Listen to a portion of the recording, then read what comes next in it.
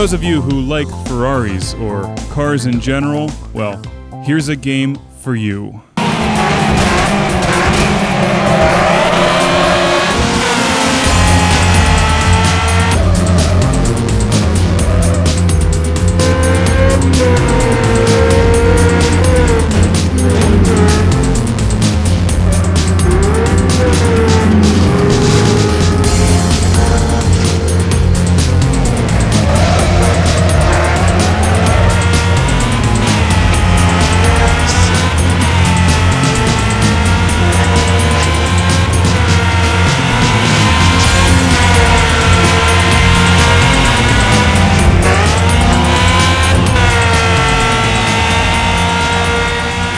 This is Ferrari Challenge Trofeo Pirelli. I may have butchered the pronunciation of that last one, but I do know how to pronounce Ferrari and Challenge.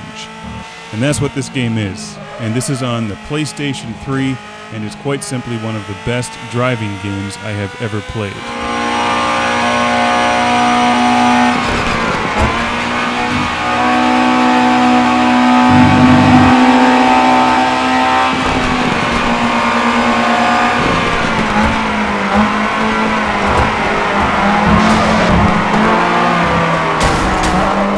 There's just a few things that keep this game short of being possibly the greatest racing title.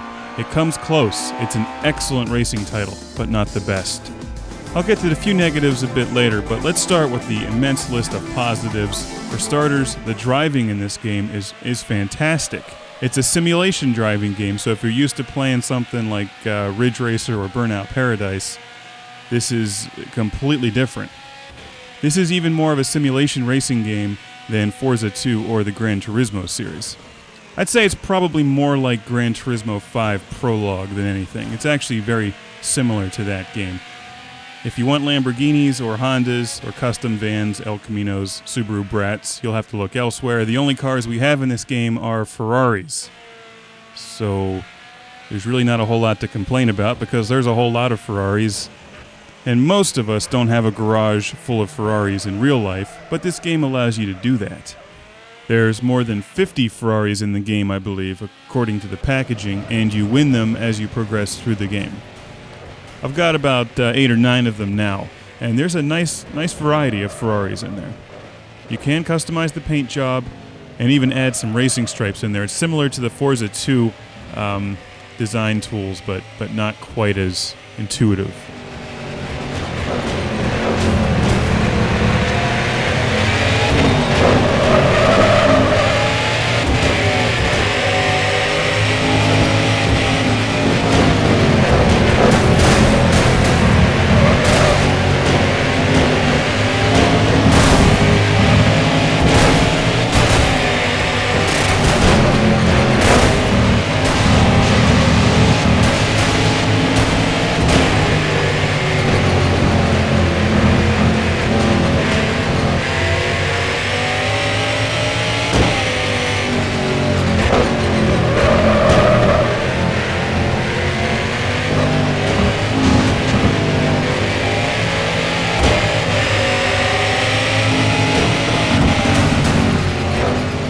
Nice collection of race courses in here, a number of which you will not get on other racing games like Forza 2 or the Gran Turismo series, and a number of them you will, like this one, Mugello. I have no idea how you pronounce these, but if you play Forza 2, this will look pretty familiar.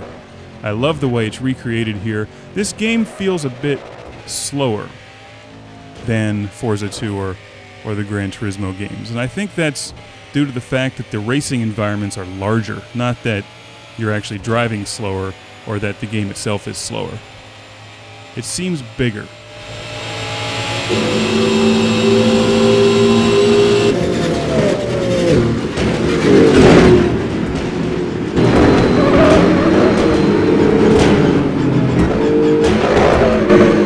Braking in particular in this game is much more challenging than it is in the other racing games.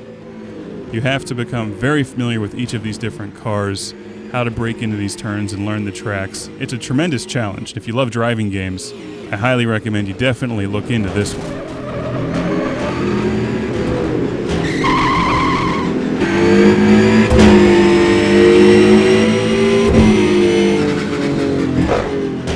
sound effects, the engine sounds, they're all incredible. And the detail modeling on the cars is equally impressive. There's a variety of race views that you can choose. Most importantly, to me at least, is the cockpit view, which is done very well here. Now, just a few of the negatives, and mind you, none of these take away the enjoyment of the game, but they are noticeable. It's not quite as smooth as some of the other racers out there, not quite as smooth as the F1 game on the PlayStation 3. If you look closely at the details, you'll notice just a few things that are slight issues. For instance, the smoke from the other cars, it'll hover in the air for a moment and then just disappear. Although the rain looks great, if you look closely, there's just a couple things they just didn't finish. The opponent AI is very challenging, and actually that's a lot of fun. They're aggressive drivers, which is different than many other racing titles. There's a bit of damage modeling on the car. I don't think it actually affects the performance, or at least I haven't found an option that does that yet. So you can bump some of the other cars around a bit, which you have to do to get ahead of them at times, and they're going to smash you right back. And the thing is, sometimes they'll run into your car and just sort of hang there, and it just seems a little glitchy at times if they're running into your car and just pushing you in one direction.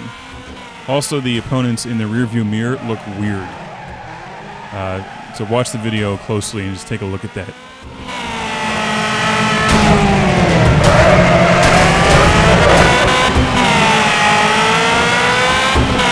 The menus aren't as good as some of the other A-list titles out there. There's some interesting musical selections in the menus, like a Wu-Tang Clan style rap track in the background of a couple of the menus, which wouldn't have been bad if they'd have just hired the Wu-Tang Clan. Maybe in the next game.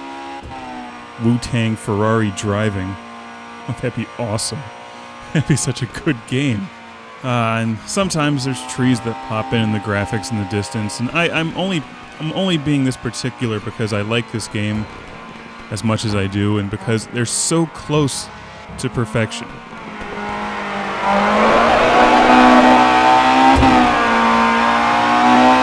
There, did you see that? That quick little freeze?